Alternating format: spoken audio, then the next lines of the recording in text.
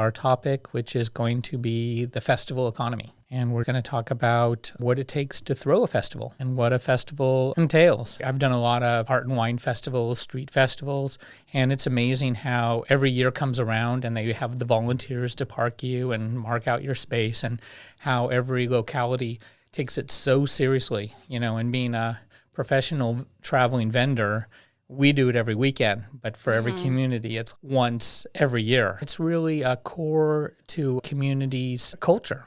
The Chamber of Commerce either puts it on, or, the Girls and Boys Club, or whoever sponsors it. I've done them in gymnasiums. I've done them on the street. I've done them in parks. We've done a lot of campout festivals, music festivals, and they can be themed where it's either bluegrass music or world music. Festivals are an amazing way to set up a temporary neighborhood. We have food deserts. If you ever have stayed out in the suburbs and been hungry at 11 o'clock and thought you'd walk out the front door and find some food on the corner, it's not going to happen, because these zoning regulations in America have put community culture last. Don't really create events for everybody to get to know their neighbors. And that's one of the real failings of the American culture, restoring America's neighborhood economy. The neighborhood knows who is a reliable food source and who's not. Just look around and make sure that everybody's eating there. When you go to any other country, you get to see their regional flair. People have the cheese they made. People make pizza there. They set up little ovens. I've seen an amazing amount of stuff. I mean, think about all the guys that pull the big barbecue and just do tri-tip in front of a supermarket. And then there's all the alternatives, the people that have vegan shakes and offer you food that they're capable of making that you would never make for yourself.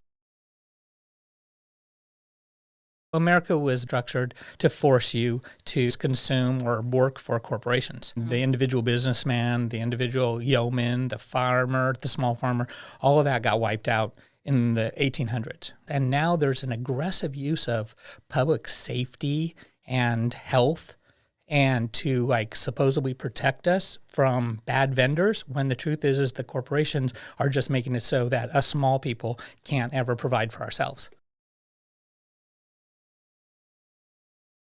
They can buy a politician for $5,000 contribution to a campaign. County supervisors, a state legislature, all go for really cheap compared to a federal senator or a federal congressman or a president.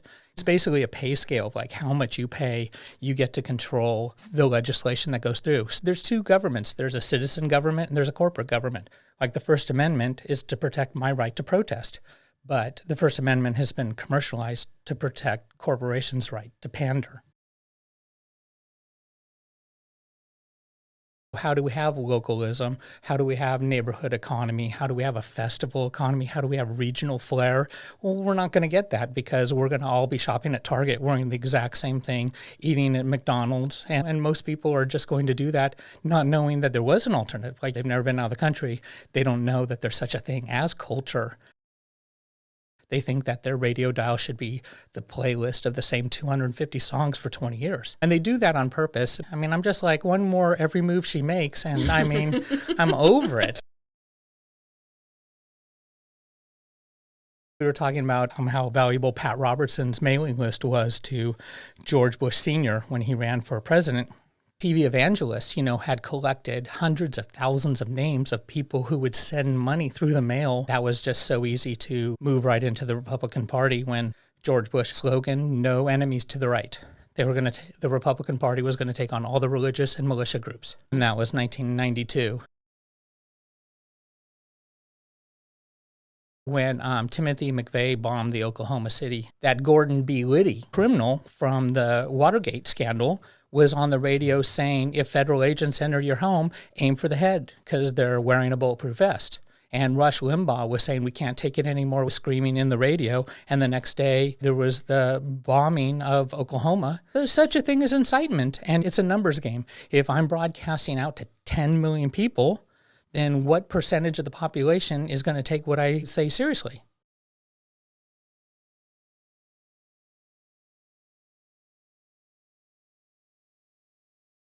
Talking about the festival economy and what it takes to throw a concert or a festival and the importance that that plays in our culture.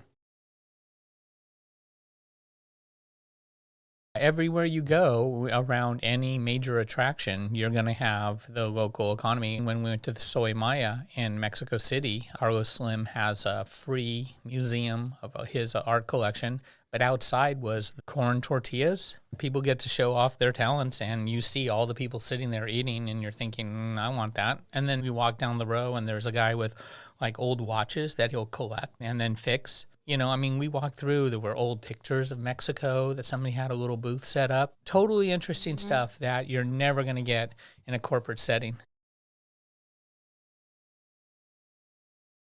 A lot of our social interaction comes from engaging the checkers. I remember I was bringing something back at IKEA. I asked the guy, how's it working at a big warehouse store? And he says, well, I worked at a lot of different ones. I really like this one. And I said, well, what keeps you coming back? Is it the treatment, the pay, or is it the people you work with? Basically, it's always the people you work with. That's how they get you, is that they get you to create your own social community, and you don't want to leave those people, even if your employer is abusing you. And that's basically how the military strategy of re-upping. You go into a hometown and you recruit a bunch of boys and you keep them all together, and then that way, if one re-ups, then he puts the pressure on all his friends to join him and not leave him stranded, preying on people's need for personal relationships.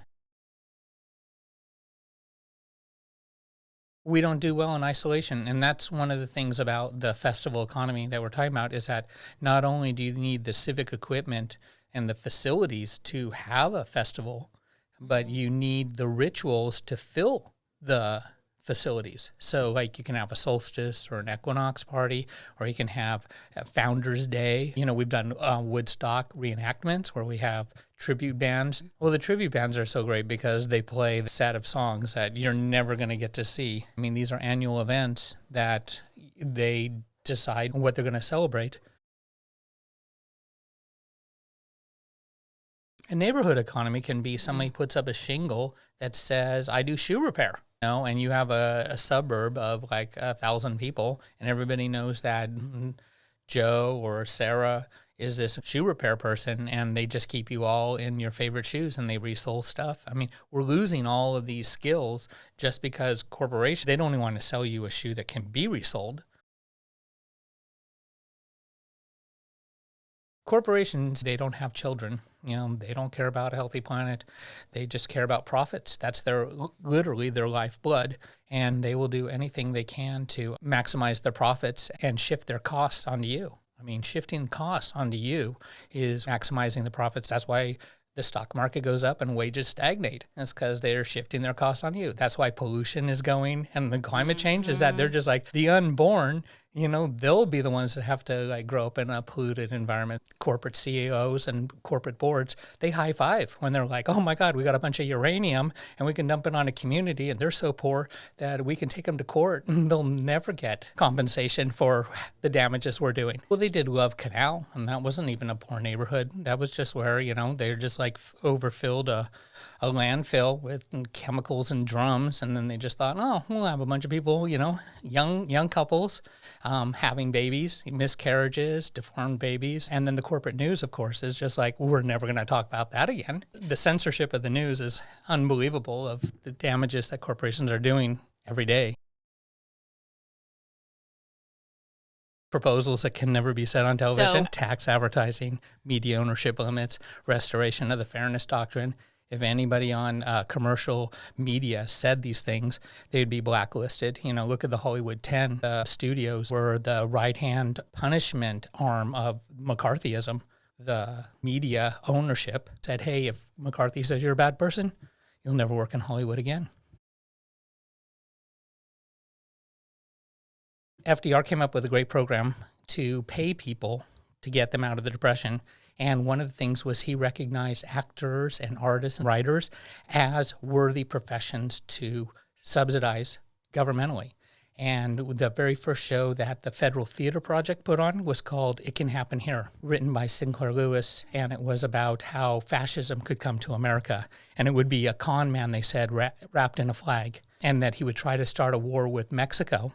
And then what happens is the United States breaks out into a civil war because some of the military generals break away from him. But anyway, them going after fascism, what happened was in Congress, Harry Dyes from Texas was head of the Un-American Activities Committee. But what they were going after was who they called communism. Anyone who opposed fascism was a communist. They got these Hollywood people that said that they could not testify against themselves using the First Amendment. And the problem was that it's the Fifth Amendment that it prevents you from self-incrimination. So they misspoke, and then in that they were found in contempt of Congress. And so they actually went to jail. That was before McCarthyism. McCarthyism was the early 50s. So the Hollywood 10 came before that. Then Truman did this loyalty oath, and he hired J. Edgar Hoover to investigate. But then McCarthy came in, and he had his right-hand man, Cohn, who is Trump's lawyer. It's how to destroy people through the legal system. And he died of AIDS in the early 80s, and he said that Trump was the coldest person he ever met because he never came and visited him. And here he'd been Trump's legal arm because Trump loves the court system. Sociopaths love the court system because that's how you get off on a technicality, right? Baja, when we were down there, there was a billboard up with Donald Trump saying that there was going to be this condominium you could get in on the pre-sales. He says, I'm not responsible for it, that I lend my legitimacy to total frauds. And he actually had to pay millions right before he ran for president.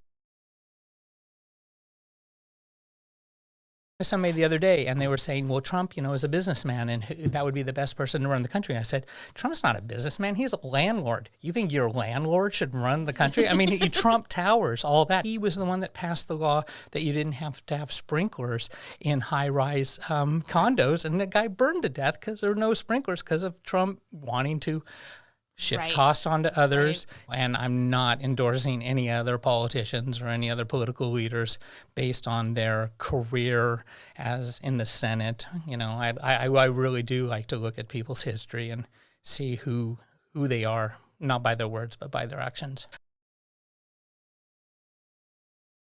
We solved the production problem 100 years ago. There's enough for everybody. What we didn't solve was the distribution problem because that's political. And so there's always been the people that divide the world into deserving and undeserving. Jesus said we're all one big in-group and treat everyone, there's no us and them thinking. FDR decided that he would employ writers, and we went down to the South, and it turns out that FDR's writers went down there and recorded the last living slaves. They actually went there and did their histories and recorded everything. And without the FDR project to do that, that would have never been kept alive. And there's forces, of course, that didn't want that to happen and very anti-FDR. The anti-socialists are the ones that really want to divide the world into deserving and undeserving.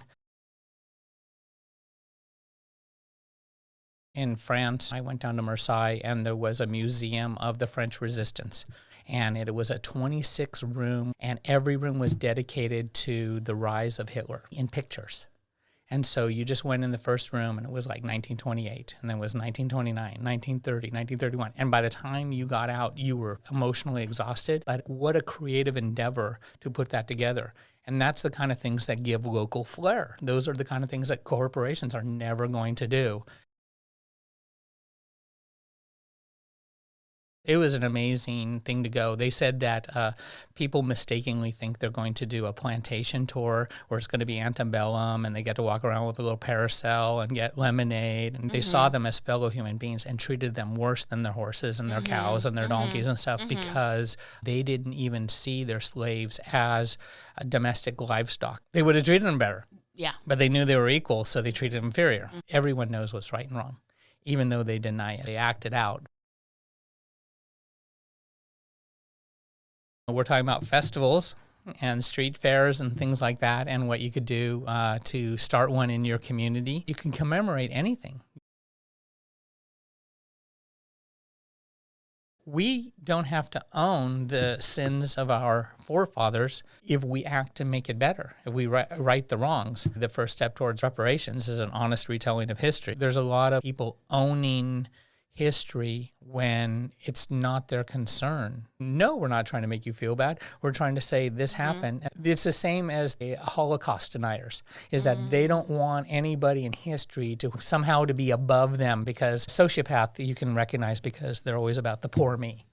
And so everybody's like, oh, it's me. I'm the victim. You don't understand. I beat the person up because they made me do it. I'm the victim. That goes on a cultural level. Once your necessities are met, the rest of life is luxury. And like if we provided everyone with their necessities, then we could have this festival economy and people could bring forth this their talents and their skills, and you just find out that so-and-so is really good at entertaining. Another person is a singer, a musician. And then you've got regional flair. You've got who is the talent of your area. Whereas with corporation, I've been through Target, I've been through Marshalls, and I don't see any local talent or local flair happening there. We have a country that just cares about Wall Street, that doesn't care about Main Street. Amazon and all the delivery stuff have totally destroyed Main Street. Have an aggressive use of public safety and health regulations by local officials who, in truth, are just enforcing that to make you shop at warehouse stores. Well, if you enforce that, then you're not going to have this. And they're just like, but the rules are the rules. The inability to have any flexible thinking, the inability to connect with others, the inability to have any sense of community. People can't see the true consequences of their actions. Eisenhower, in his farewell speech, warned against the military-industrial complex. And what he said was that they can profit by increasing fear and paranoia. He says, and they control the media, so they can get you so scared to go outside, so scared to foreign travel, that they can just keep building up warehouses of missiles, warehouses of ammunition, warehouses of military equipment, and you don't understand how much money a defense contractor makes on these things. I mean, they make so much money. It's like better than cutting down the last redwood tree. They tried to audit a military budget, and they said 60% of it is unaccountable for. So 60% of, and it's huge, the domestic spending on weather, CIA, FBI, welfare, all that is nothing compared to the military budget. Of course, the corporate media, NBC, owned by defense contractor, Westinghouse owned CBS. You just looked at all of them and they're like, hey, if we create paranoia, people stay in their house. They don't care about the psychological health. In fact, people in isolation who believe they have to purchase their identity are more profitable for them. We've got school shooters now because they're probably thinking, hey, we got activewear for them and special shoes. And they're going to start marketing this stuff. They're already marketing it by broadcasting it and putting it at the head of the news. They're complicit. Breaking news. I mean, I don't want breaking news. Like, we thought of doing a show called Old News Tonight to go over like the Michael Milken scandal, the savings and loan scandal. It'd be really fun to break down the Enron scandal. Who was the Treasury Secretary under Clinton who repealed Glass-Steagall and made the subprime debacle happen? What's Ivan Boesky's relationship to Michael Milken? Like, it matters. They're going to do it again if you don't know it. Well, all the thought leaders and the opinion makers that I watch on my news network that isn't the other people's news network, they're in an environment which they can't get out of. They're imprisoned, and they're all complaining that TikTok is doing this to us when Time Magazine has been doing this to us and Newsweek has been doing this to us. I watch TV I don't agree with because I want to see what they're saying. We could say these things and not lose our job because no one's paying us. Oh, and I work a job where I am a street vendor and a handcrafter, artisan, and I have no boss and I have no employees. We're sponsored by ourselves. Everybody was worried about this bank failure in Silicon Valley. Now, Penn Central was the first bailout bank in 1973. The biggest bank bailout in history when they came up with the term too big to fail. Continental Illinois. Has one of your thought leaders, opinion makers, news reporters told you anything about those. And that's the media prison that you're incarcerated in. They're great stories. The only chance you'll ever have of ever seeing any of that would be Frontline on PBS. What about the changing of the amount of advertising that can be done in an hour, or the length of a commercial? Do you know what years those were changed? Cigarette advertising fell under the Fairness Doctrine. And so if the TV was going to take money from cigarette sponsors, then they were going to have to give equal time to people who were saying quit smoking. So all of those 1970s ads of the people jumping in the air and kicking the habit and all those, the cigarette companies went, oh God, with the Fairness Doctrine, we can't advertise because our opposition gets equal time. So what they did was they started doing product placement. They just go, oh, this is a great character. Everybody's going to love this person. Show them smoking. What impact did it have on our healthcare system? I mean, do we have universal healthcare yet? The gay marriage and also the Me Too movement were bottom-up movements because of the new medium of the internet. We were able to organize and we were able to set the agenda. See, the media can't control what you believe, but they can control what you talk about. I mean, Hillary and Obama were anti-gay marriage. Clinton did the Defense of Marriage Act. I mean, these were staunch anti-gay people, and we call them the liberal party.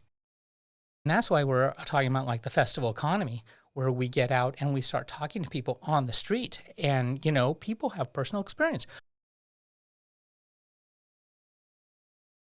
We talked to a guy that was an electrician, and he was at UC Davis, and he says, oh, they say they don't have any bioweaponry, but you know what? They had a short in their fuse box, and I had to go up, and they put me in an outfit that you couldn't even believe, and you can't tell me that they don't have biological weaponry research going on at UC Davis, you know? And then you're just like, okay, that guy we met at a festival. That's why they want you to just open your garage door, drive your car in, close your garage door, walk right in and plug right into the TV and go, hey, we're your friends. And we're going to tell you how to dress, and we're going to tell you what to think. And you should not like these people, and you should worship these people.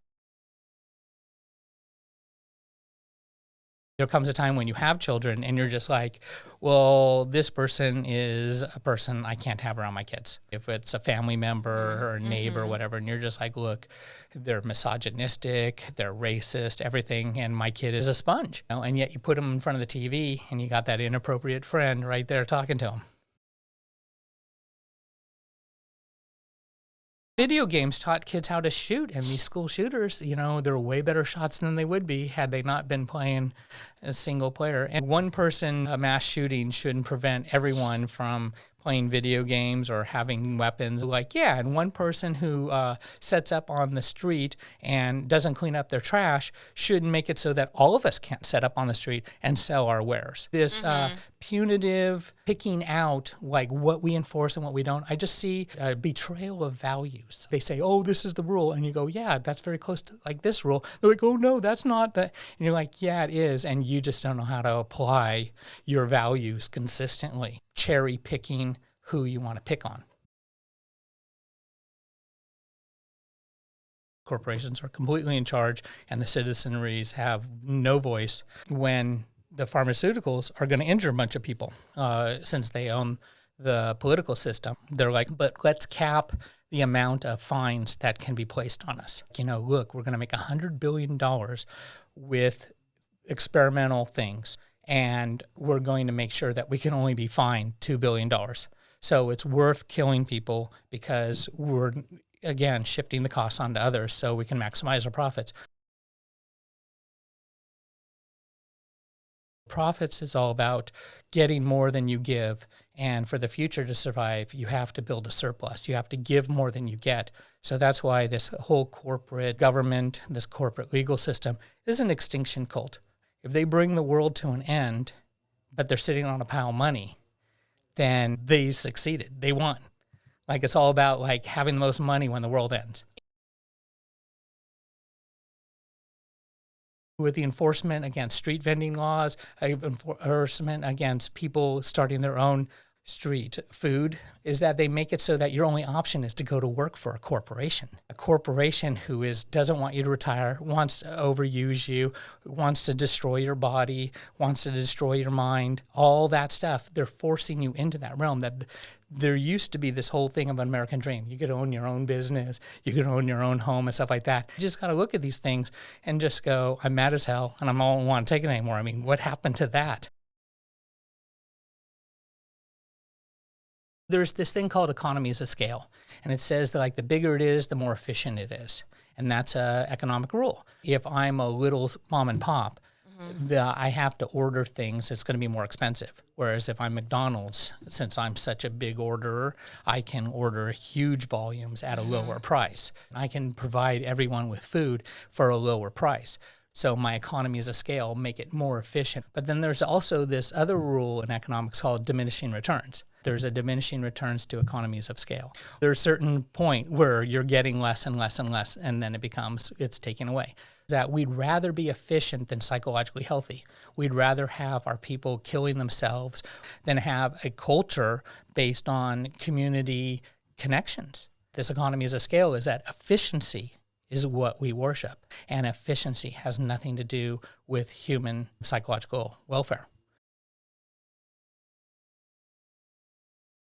Well, perpetuating the species is the definition of the will to survive. And it's not an individual competitive struggle in society of a Darwinistic, the strong and the weak are divided out. It's that we all work together and we perpetuate the species, and our humans are around 1 million years from now, 10 million years from now, 100 million years from now.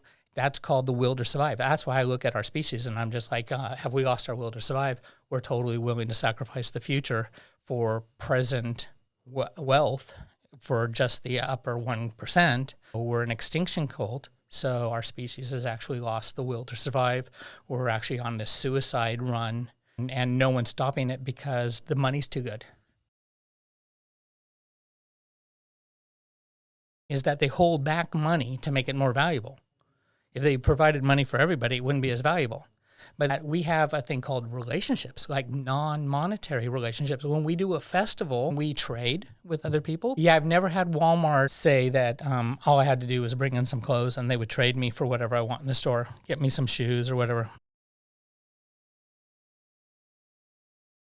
This zoning of the suburbs where you can't open a business, like they say you can run a business out of your home, but you can't have a curbside business. Like no one can be pulling up to the front of your house because that'll upset the neighbors. Okay, well then that makes it so that the shoe repair guy doesn't build a little shack out there. And then psychologically they're showing that these kind of relationships that you have with, hi Joe, hi Mary, how's it going? Oh, thanks for doing that. Hey, can you make me an apple pie and stuff like that? These are the things that give you life satisfaction. Relationships are more important than things, and events are more important than things too. Everything is more important than things. This whole idea of you purchase your identity, that possessions are what make you, the car you drive, the house you live in, the clothes you wear, the music you listen to, that just makes you a consumer. And that was invented in the 1920s when Edward Bernays stood out on the street and started interviewing people going, why do you dress like everyone else? Don't you want to dress like yourself? He's the father of the consumer culture. Edward Bernays, you can watch a TV show by Adam Curtis on YouTube called The Century of Self. If you're watching a 24-hour news network to get your news, or you're watching the local news to get your news, then you're not getting news. They call it doom scrolling when people go on their phone and just look up bad information of the world's ending. But the demoralization campaign is coming through the media. Like when they decided that if it bleeds, it leads, that was starting the local news with the police blotter. And of course, that's just where the government goes out, the police officer makes a report, and then the news reports it. They didn't have to pay anything. Well, there was a big movement against the corporate takeover in the 1880s, and they said, look, corporations are getting immunities, they're getting subsidies, and they're making it so that corporations are getting an unfair advantage over individuals. Like when box stores move into your community, that they negotiated so that they pay lower real estate costs, so they're being subsidized. So here I am on Main Street, I'm not getting any of that. I'm not getting any of those subsidies from city councils, from county representatives. That person is not protecting your community. That person believes in corporate profits over personal welfare. There's the Cato Institute, the American Enterprise Institute, the Heritage, and there's one more. They were think tanks that were formed back in the 1970s by corporations to come up with the best sounding arguments to justify that people don't matter, but they make it sound like they care about people, like, oh, the businessman. Get people to, be against their own self-interest. It's not that hard. If you control information, then you control beliefs.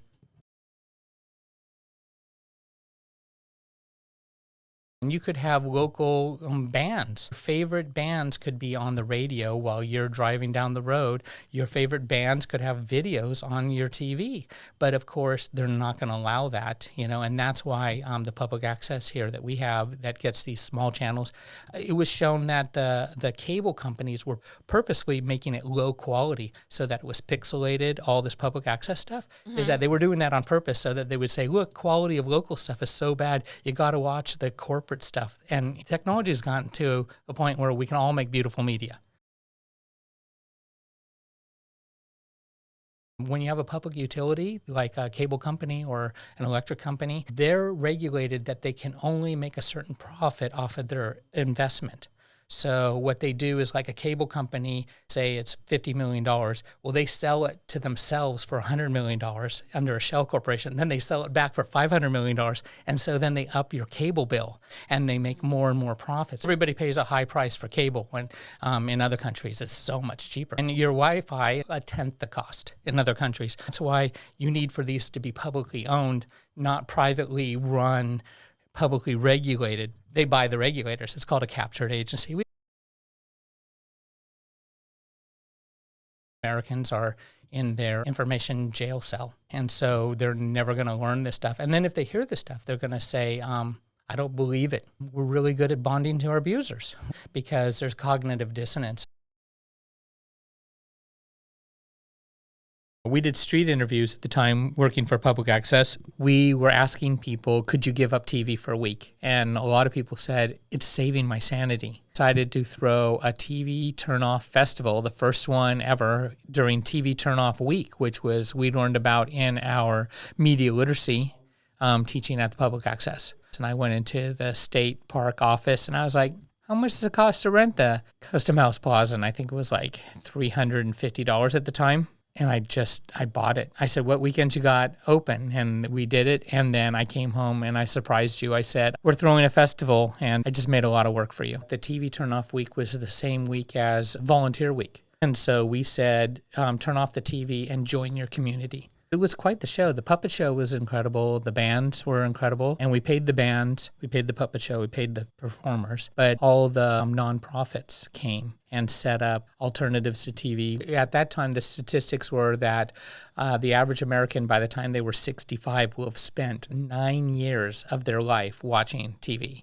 And I'd hate to see what the percentage of life now is on screen.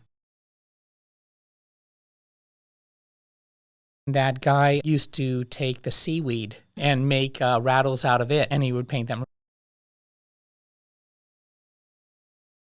I was going to talk about Aldous Huxley and his attempt to try to get media literacy into the curriculum of the United States. He really thought, everybody's going to want to learn media literacy. They're going to want to be able to see through propaganda, teach them critical thinking skills. And he found that the religious leaders, the commercial advertisers, military were all anti-critical thinking skills. They did not want the curriculum taught. Corporations are just like, hey, we do celebrity endorsement. We do all kinds of stuff. Supplies are limited. We do all these tricks on people to get them to buy our stuff. We don't want them to know our tactics.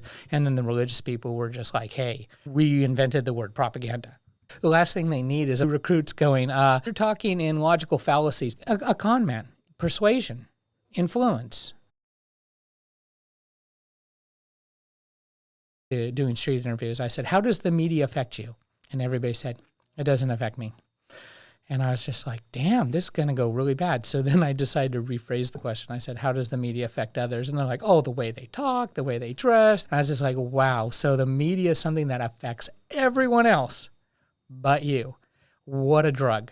to think that you're not under the influence of the media you watch. And I think that that's part of critical thinking skills, is that all you can do is try to control which media you allow to influence you. They say that people who think they aren't influenced by the media are the most easy to influence because they have no defenses.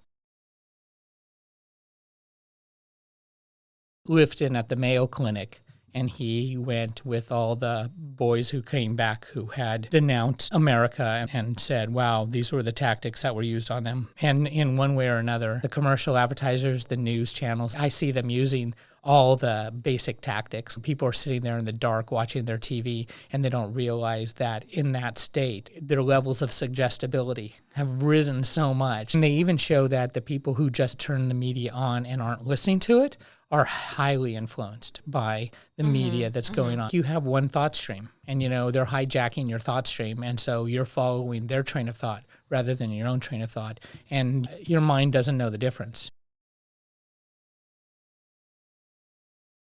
So we threw a festival that was called TV Turn Off, Join Your Community with Volunteer Week, but we were actually trying to teach media literacy at the same time. Just trying to ignite the idea to question authority. It was a big bumper sticker in the 70s, question authority. It was the Vietnam War right into Watergate. I looked it up on Wikipedia. I look up a lot of things on Wikipedia, like the ecology flag, the world flag, Earth Day. I mean, there's so many historical things that the media itself is never going to address. And Aldous Huxley's Brave New World Revisited is a book that he put out like in 1957, and it was all about his efforts to try to get critical thinking skills into the American school curriculum. And he said he would pay for it out of his own money. And they were like, no, you're not going to do this. He said it was unbelievable, the forces that united to defeat him. All the people who have authority or influence over people really want you not to have the ability to question. What made Socrates so good is that he said, look, you have to ask questions to find the truth. And he would teach that as part of education of rhetoric was taken out of the curriculum of high schools in the 1920s. You don't know what's missing from your education because it's missing. Once they take it away, the next generations are raised and never knew it existed. We're still suffering from that, the QAnon, just because people don't have basically an owner's manual for their mind.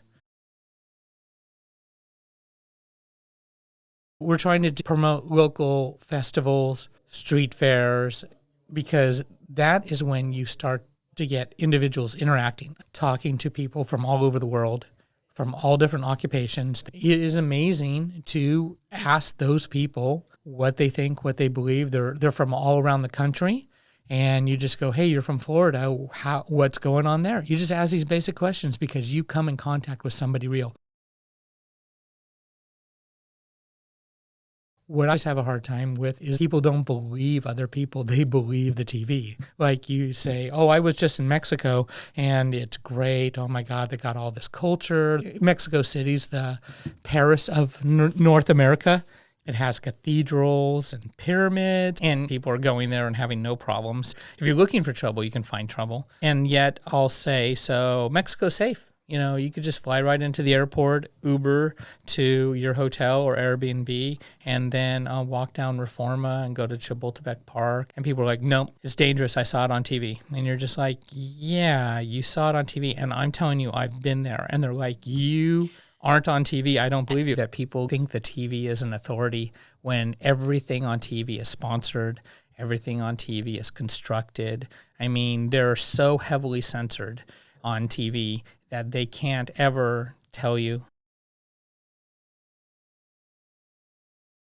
Information overload is demoralizing. They know that in the studies that if they bury you in information, chances are you're going to get pretty depressed. And that's why people need critical thinking skills, so they have a strategy to sift through all the information they're being buried by.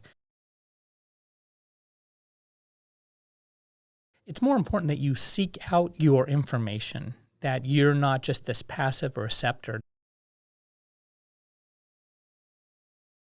TV is a one-way communication. So it just talks to you and you just have to listen. And now, at least with social media, you can talk back, and that's part of why they corralled you into making you fight with the people you talk to, because they don't really want you talking to each other and agreeing on things. Organized power of the citizenry is what is going to bring about a better world. And as long as they keep us divided, social media was amazing. It brought forth gay marriage. Social media brought forth the Me Too movement, things that the corporate media wanted to keep suppressed. How many media leaders were guilty in the Me Too movement? You have to pick your media. You are a conscious mental construct. Like, start building yourself. Why would you sit there passively and let someone just abuse you? When I'm in a hotel and I turn the channel, I'm like, what are they going to do to me next? Whereas, like, if I'm on the internet, I like pick my shows and make it sentimental and make us want to come together, rather than I'm not going to watch some show where there's a body count. People are victims of circumstance that never think to examine their circumstances and their impact on their circumstances. And that's why these community festivals will bring us all together on the street, and we'll get a chance to talk. A band can get up and play conscious lyrics that they have. Somebody can tell a story up there. I mean, there's all these things where we could build each other up. When I was growing up, we had a 4th of July block party, potluck, and we had a pool. So my dad put up a volleyball net, and then everybody would play volleyball in the backyard. And we had a neighborhood fire station, and they would bring the fire truck down, and all us kids would ride on our bicycles, and everybody got to clap. And they say in the old days that parades used to be like that, and then the people would stand on the side, would join the end of the parade, while the people in the front went to the side of the street, and then they would all walk through, and they would go round and round, and it would go on for days. And new people would join, and it would just be a continuous parade. You had a crossroads, and after harvest, everybody could go there and have a big festival because they'd already, harvested their food. They had their necessities met. People started to put in permanent structures. Then you just started to grow a city, and then people started to live around that, and then it became self-sufficient. The major cities were basically crossroads where vendors set up an organic flourishing of community. Big period where we had religious law, and they had religious norms that they put on people. They'll just start saying, round up all the left-handed people. That's a religious law. That's how arbitrary they can be. And it was very bloody and torturous. People who disagreed over religion would fight. That was one of the things about the United States. We progressed to civil law. And civil law was a way that people of differing beliefs could all live together civilly. So a church can have its own law. It can be anti-abortion, and if you get an abortion, then you don't get to belong to their church anymore. But you don't allow religious law to become civil law. You don't allow it to be imposed on by everybody. And that's one of the problems in this country, is that we have a bunch of people that want to go back to religious law. If you know about anything about the Reformation and the Counter-Reformation, hundreds of years, thousands of people getting slaughtered over religious law. And the corporate libertarians are the ones, it's corporations, that decided to politicize the religious right. Is that the religious right was never involved with politics because they're worried about the afterlife. You can cherry pick whatever religious doctrine you have, and you can make it anti-whatever. And they'll come up with whatever justification to prove that their religion's superior. There's just so much cherry picking going on that none of these people are true to their confessions. We could have cinema festivals where people do little shorts.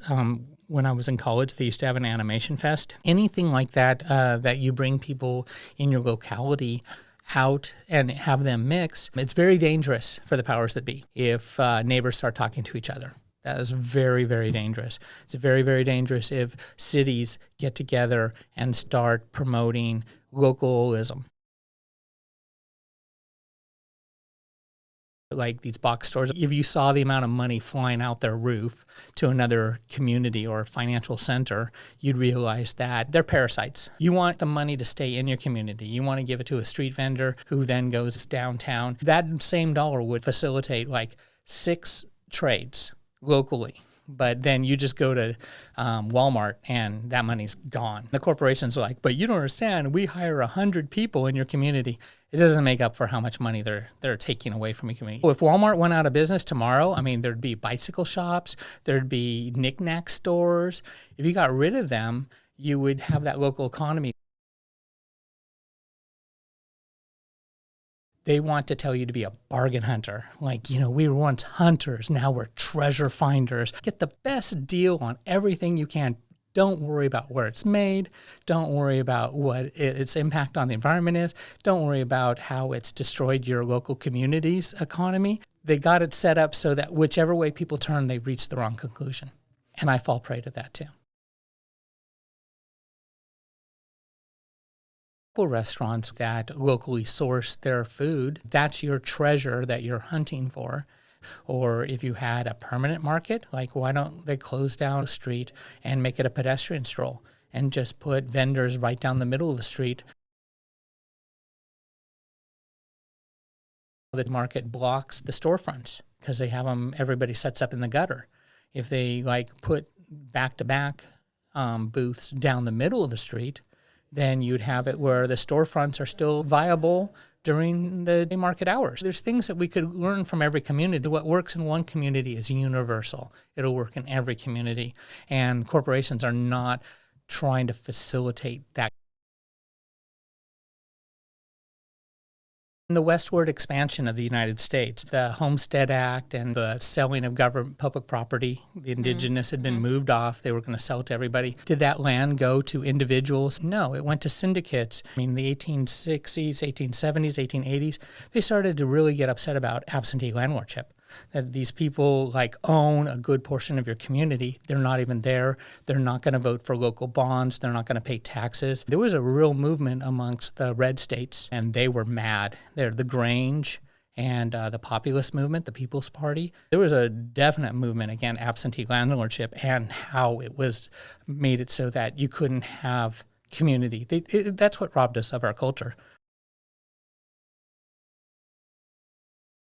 Our country was founded on that speculators and Wall Street and financiers and stuff like that get everything, and you have to go to work for a corporation. Corporations see you as disposable as soon as they realize that you're going to cost more money and you're not worth it. I had a friend that worked at what he called Doc in the Box, and he got to be about 50 years old, and he's just like, you know what? He figured out that he was making the company $10,000 a day with what he was doing. He said, wow. I've been here for 20 years. People walk in, I can immediately tell what's wrong with them. I know how to do it. And he says, but you know what? I went to them and I said, I'm making this much more for the company. Will you give me a raise? And they said, nope, we're not going to do that. And we'll just hire somebody right out of med school. And he had to open up his own practice because he just went, oh, they're going to throw me away. Corporations are just look, you're over 55. Your healthcare costs are going to go up. You're going to be making the most you've ever made, because you've actually got a pay scale when we can hire somebody out of college to do your job. So corporations have no loyalty. The structure, it's structured to be horrible. They make monopoly profits. There's no free market competition. They set their prices and then they split the market. They don't want price competition. They don't want anybody undercutting anybody. Keynes said corporations are happy with 35% unemployment. They're still making profit on every unit they sell. They just sell to the viable marketplace. So they'll destroy your country, your nation. Corporations are not USA. They're their own entity, and Reagan and other people have said that it would take an alien invasion to unite humanity. But we got that. It's called corporations. They're like an alien invasion. They're not human. They live on profits. They are destroying our environment like that. And we could unite to defeat this enemy that has come. And they're foreign. They're a foreign alien entity. They're just straight from space. I mean, they made it up. You saw the money flying out their roof and going to slave labor in China and political prisoners. child labor in Africa. They destroy the local economy so people don't even have the income to shop anywhere else but Walmart. Like, people are getting paid so low. Investors get all the profits, then they want to push wages as far down as possible. So what can we do? How about all the profits have to go towards the corporate workers, and the investors get 2% on their money? Corporations are chartered. They're government creations. They're a branch of government, and they exist through the legal system. Why not change the incorporation laws so that it's one company, one wage, that the janitor and the CEO get paid the same? And then you find people who are there for the right reasons rather than just to self-enrich. Why do cruise companies incorporate in Liberia is because they don't have to pay minimum wage and they don't have to have health and safety standards. Why do credit card companies incorporate in Delaware? There's like all these reasons of why different industries incorporate in different states. Corporations, when they move to a community, they say, hey, we could pick Salinas or we can pick San Jose. We'll take whichever community charges us no real estate tax. But we're going to provide 500 jobs, but it's a trick. And that's why incorporation laws have to be federal. Costco plan is to always locate between two communities. So everybody drives out of town to get to them. Then around them forms all the other ones. But Bed Bath & Beyond, empty. We do festivals on Main Street and be like, wow, there's 5 empty store windows here. Well, the future looks like the communities have to go into defensive mode. We got to start small. Let's start with street vending. Like, let's let people just cook and get out there and sell.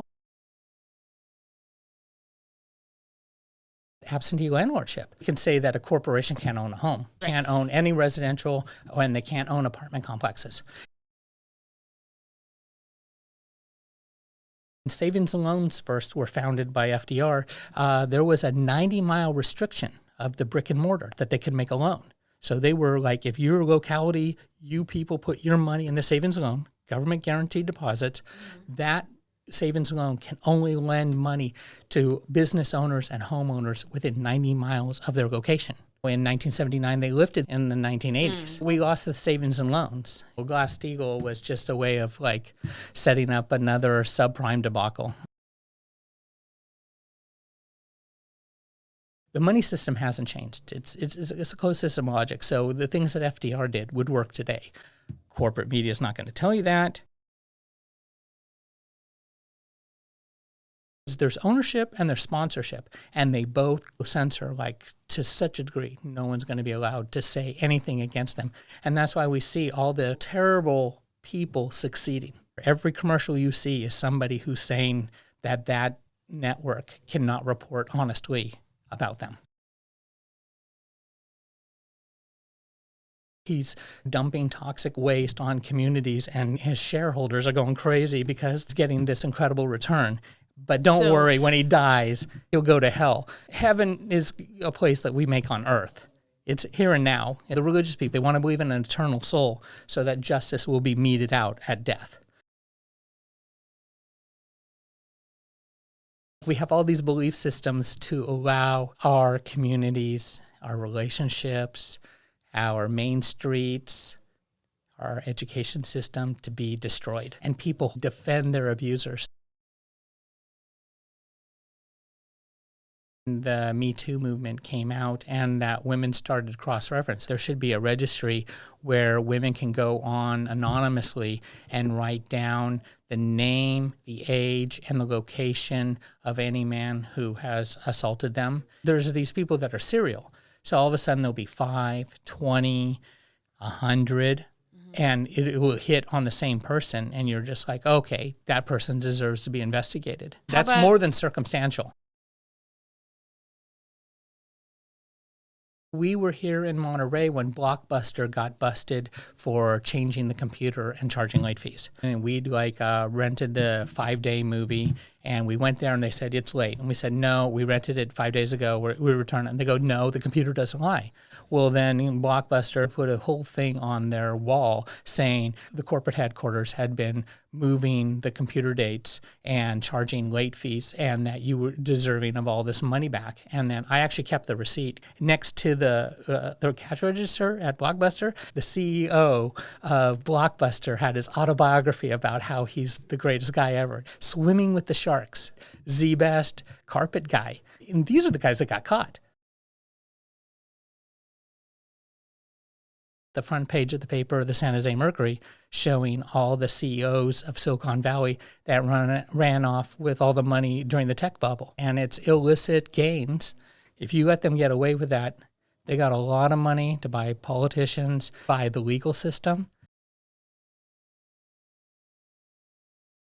Until we're going to get law and order on corporations. I mean, they want to do law and order on us, and they want us to be afraid of each other. They want to tell you what happened in the community next to you or the neighborhood over, but they're not going to tell you that. It's called cornering the market.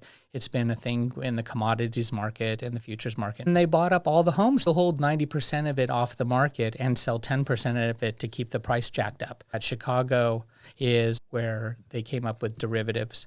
They had to get rid of all these things to make that even possible. And that's why when you see that, like, Obama came from Chicago, then you're like, okay, well, Hillary was from New York. So that was Wall Street. She represented where Obama represented the Chicago trade futures. They're all sponsored.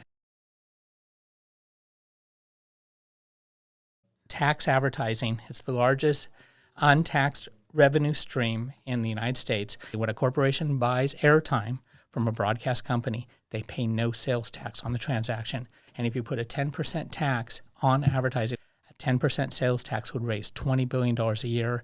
It could publicly fund presidential elections. And we could actually have someone in the Oval Office who hadn't sold their soul against the public interest.